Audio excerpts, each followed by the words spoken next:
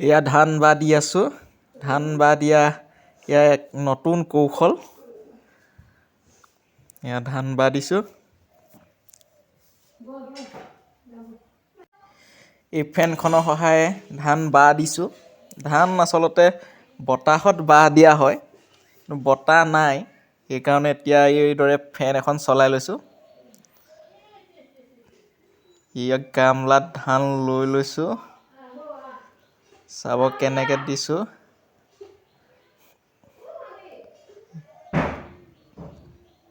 ধুনীয়াকৈ পতানটো আঁতৰি গৈছে বতাহত। ফেনৰ যিটো হাৱাত পতান গৈ ক'ৰবাত পৰিছেগৈ।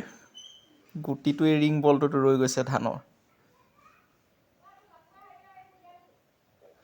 গুটি ধানটো ৰিং বলটোত আৰু পতানটো উৰি গৈছে, এয়া ঘুগুলাহেঁতে উৰি গুচি গৈছে। এইটো এটা নতুন কৌশল ধান বাহ দিয়া।